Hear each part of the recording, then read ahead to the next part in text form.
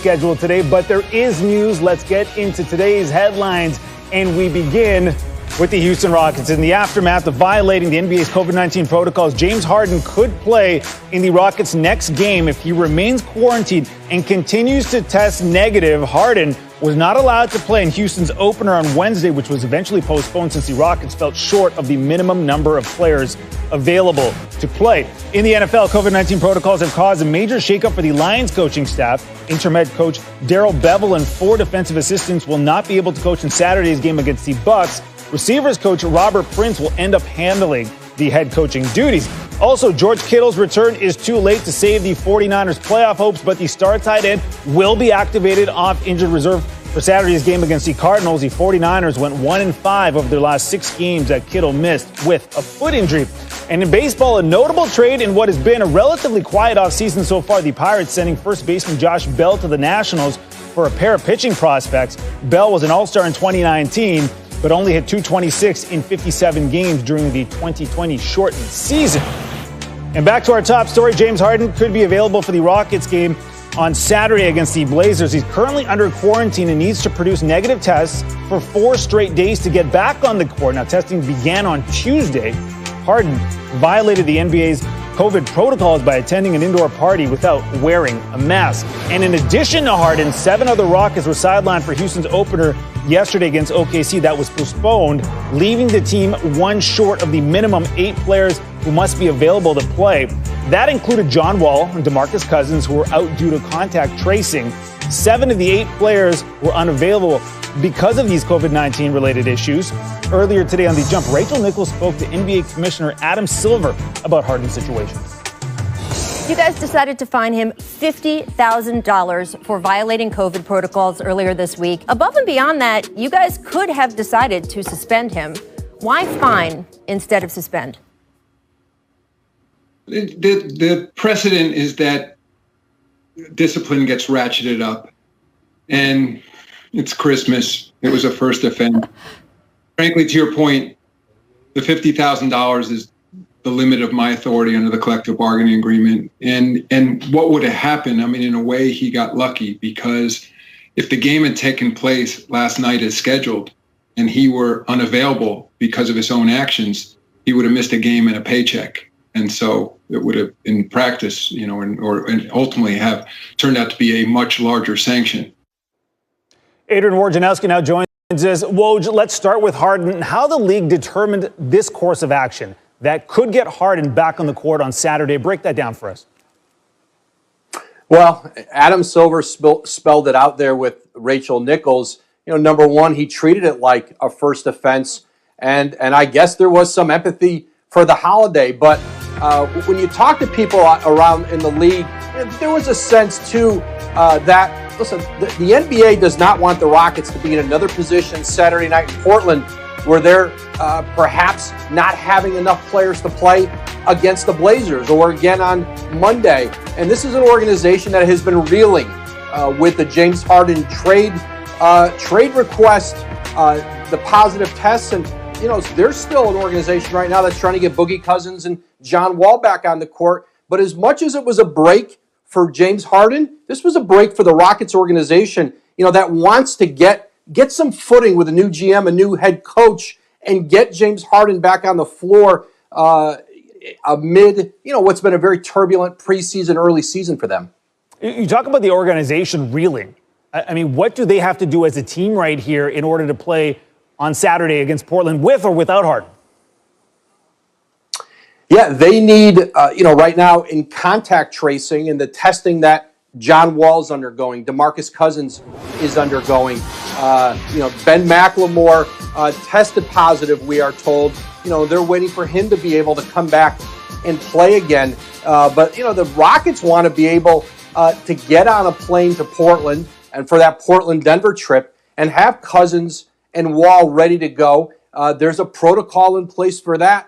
Just like Harden right now has to sit until Friday. So you're losing practice time. You're losing a chance to get some cohesion with this group. And, the Rockets very much just want to get James Harden in that backcourt with John Wall and see if they can get a little traction with this team as they start the season out with a new head coach Stephen Silas. Well, the news cycle just doesn't seem to end for this Houston squad as this year starts off. Woj, thank you and happy holidays. So after Wednesday's postponement, the Rockets are scheduled to start their season again in Portland on Saturday. Again, that is if they can get the requisite 8 healthy players. The team has a quick turnaround with a trip to Denver on Monday. Then it's back to Houston for 2 straight games against the Kings and 1 against the Mavericks. Washington football team owner Dan Snyder says he's being extorted, claiming the source is a minority owner. Snyder filed the accusation in court yesterday, alleging that Dwight Schrute is trying to force him to sell the franchise. Snyder cites that Schrute was involved in Tuesday's Washington Post report that uncovered a $1.6 million confidential settlement in 2009 that was paid by the team to a former female employee over sexual misconduct allegations against Snyder. The NFL is conducting their own investigation against the team after the Post previously reported multiple allegations of workplace misconduct that's been levied against the franchise. On the field, Alex Smith taking part in individual drills on Thursday. He got some work in with his receivers at Washington's practice. His status for this weekend is unknown as he continues to deal with a calf strain, which means despite all the drama surrounding off-field activities, Dwayne Haskins could get the start come Saturday, or Sunday, I should say, against the Panthers. He did have a good day today. It was promising.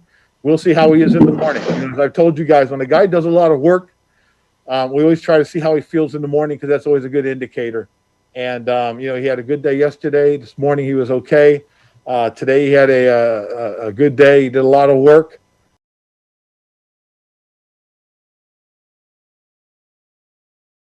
And that's all promising. In the meantime, Dwayne took his reps that we had mapped out for him. And then Taylor Heineke took some reps that we had mapped out for him, as did Steven Montez.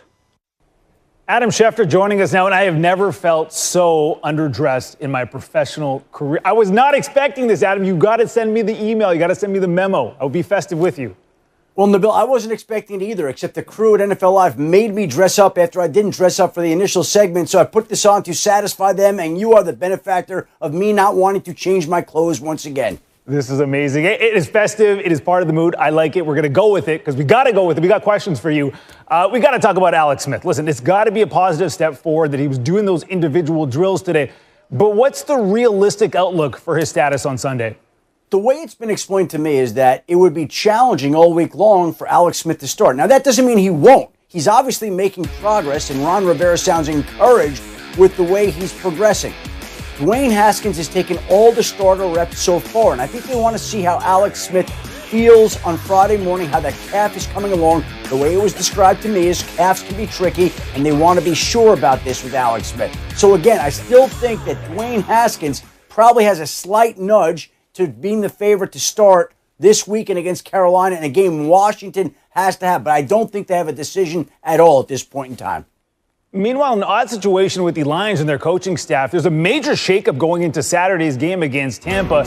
Interim head coach Darrell Bevell and 4 defensive assistants will not be on the sidelines due to COVID-19 protocols. A handful of coaches will be shifted around to cover different positions, including receivers coach Robert Prince, who will serve as head coach. Now, Bevell spoke about the unusual situation today. As far as, the day-to-day, all the way up to game day, we'll be doing our same roles. Again, today I did our normal red area installs today.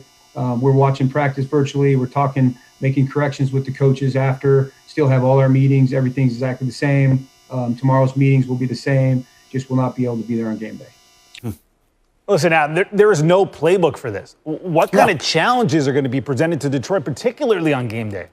Well, Nabil, if the Denver Broncos could play a game without quarterbacks, the Lions could do it without essentially the key coaches in a game. But that's exactly what they're going to have to do this week. Obviously, Sean Ryan is going to be the offensive coordinator at this point in time. You look at all the people who will be out. Robert Prince becomes the interim coach for the interim coach who replaced Matt Patricia. Evan Rothstein is the assistant to the head coach. He now becomes the new defensive play caller, a man who's never called plays in a game. And all the other assistants there all get promotions on game day with Lions assistant coaches in roles that they've never been in before in a game against Tampa Bay. Now, again, keep in mind, This is all because of the COVID protocols. And a guy like Darrell Bevell spent the week isolated in a hotel room. It was his 28th wedding anniversary. Couldn't even go be around his wife, couldn't be around his family, had to stay in this hotel room, and now doesn't get to coach the game against the Buccaneers. Well, I know this. The Bucs, they could care less. With the win, they clinch a playoff spot, Adam. That suit, not everybody could pull it off. And I'm being honest with you. Including me, Nabil, you know what? including me. You somewhat pulled it off. I'll put it that way. Thank you and happy holidays, my friend. Merry Christmas.